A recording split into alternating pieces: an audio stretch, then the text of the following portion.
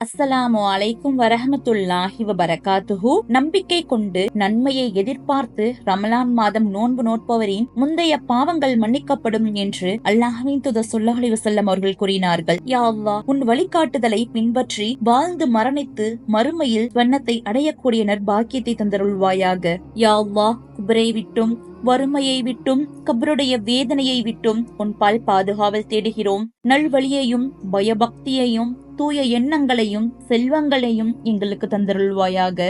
யா அல்லாஹ், உன்னை நினைவு கூறுவதற்கும் உனக்கு நன்றி செலுத்துவதற்கும் நல்ல முறையில் உனக்கு வழிபாடு செலுத்துவதற்கும் எங்களுக்கு நீ உதவி செய்தருள்வாயாக. யா அல்லாஹ், நாங்கள் உன் அடிமை. இந்த உலகத்தில் நாங்கள் பிறந்தது உன்னை வணங்குவதற்காக வேண்டி வேறு எதற்காகவும் இல்லை. நாங்கள் இருட்டிலோ பகலிலோ தனியாகவோ கூட்டமாகவோ செய்த பாவம் அனைத்தும் மன்னித்து இந்த ரமலான் மாதத்தில் நல்ல அமல்கள் செய்து உன்னை நெருங்கக்கூடிய பாக்கியத்தை எங்களுக்கு நீ தருவாயாக. இன்னும் மேலான சொர்க்கம் ஜன்னத்துல் ஃபிர்தௌஸ் சொர்க்கம் கிடைக்க கிருபை செய்வாயாக. ஆமீன் ஆமீன் யா ரப்பல் ஆலமீன். அஸ்ஸலாமு அலைக்கும் வரஹ்மத்துல்லாஹி வபரகாத்துஹு.